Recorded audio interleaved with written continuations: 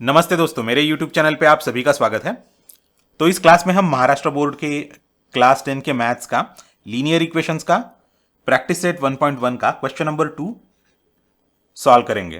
तो इस question number 2 में टोटल मिला के 8 सब प्रॉब्लम्स है। तो सारे के सारे सब प्रॉब्लम्स हम वन बाय वन देखेंगे। तो आप बिल्कुल ही टेंशन मत लीजिए या चिंता मत कीजिए।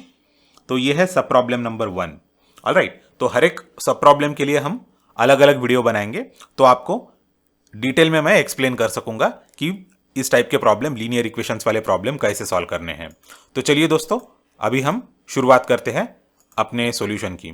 तो यहाँ पे जो आठों के आठों प्रॉब्लम्स है या सब प्रॉब्लम्स है, उनमें सेम ही प्रॉब्लम स्टेटमेंट दिया है, solve the following simultaneous equations. तो अपने पास दो लीनियर इक्वेशंस दिए गए होंगे, उनको साइमल्टेनियस इक्वेशंस बोलेंगे।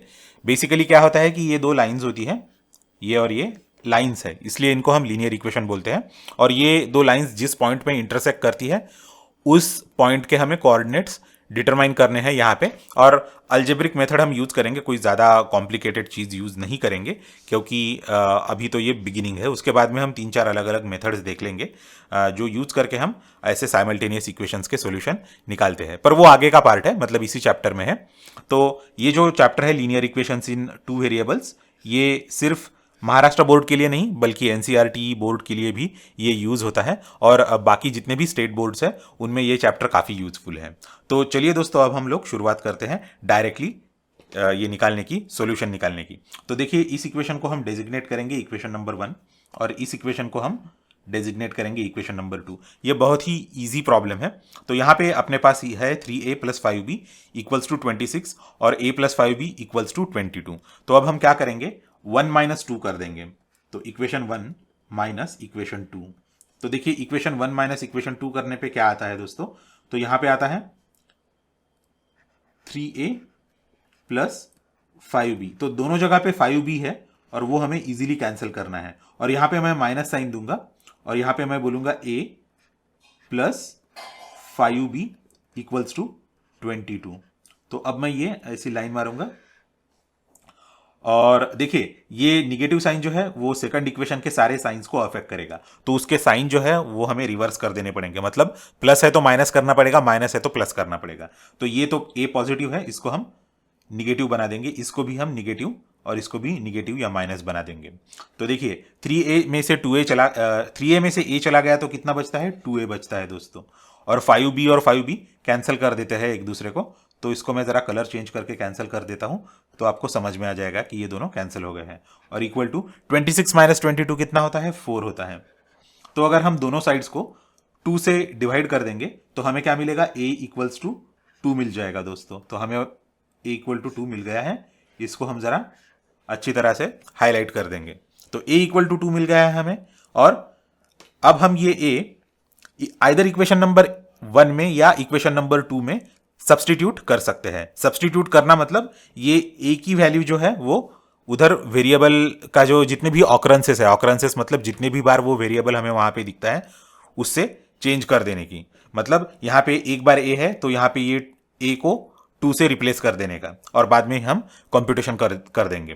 तो अभी देखिए, अपने पास दो इक्वेशन है, 1 है और 2 है।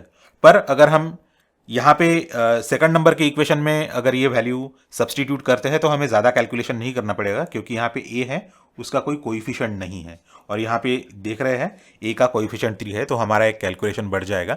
तो मुझे कैलकुलेशन बढ़ाने में कोई भी मतलब दिलचस्पी नहीं है। I don't have any sort of interest in increasing the calculation. तो आप एग्जाम में भी जब लिखेंगे ये, तो मिनिमम कैलकुलेशन जहाँ पे हो वो आप कीजिए।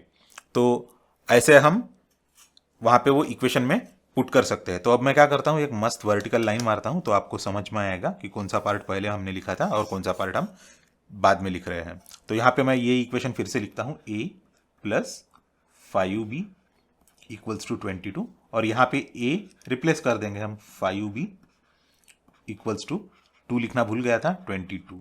तो 5b, अच्छा तो ये 5 ज़रा 6 जैसा दिख रहा है, तो इसको मैं फिर से ठीक से लिखता हूँ, 5b = 22 - 2 और 5b = 20। तो अगर दोनों साइड को अगर हम 5 से डिवाइड कर देंगे तो हमें क्या मिलेगा, b = 20 / 5। ऑलराइट, तो 20 / 5 कितना होता है दोस्तों, 5 4 = 20। तो b इक्वल्स टू 4।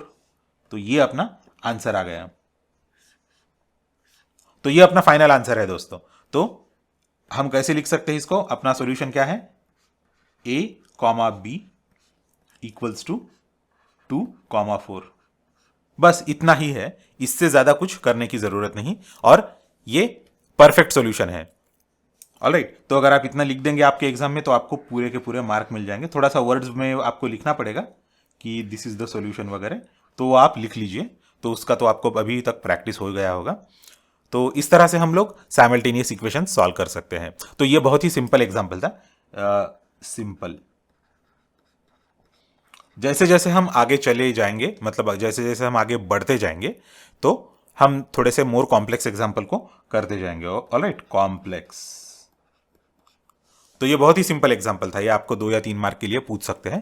पर ये जो मतलब मुझे तो नहीं लगता कि फाइनल एग्जाम में आपको पूछेंगे, ये तो आपका सिर्फ कंसेप्ट क्लियर करने के लिए आपको दिया गया था। तो अगले लेक्चर से हम बाकी के भी सॉल्व करना शुरू कर देंगे 1 by 1। Thanks a lot for watching this video. इस वीडियो को लाइक कीजिए और शेयर कीजिए। मेरे चैनल को सब्सक्राइब कीजिए और नोटिफिकेशंस के लिए बेल आइकन दबाइए। अगले लेक्चर में फिर मिलेंगे।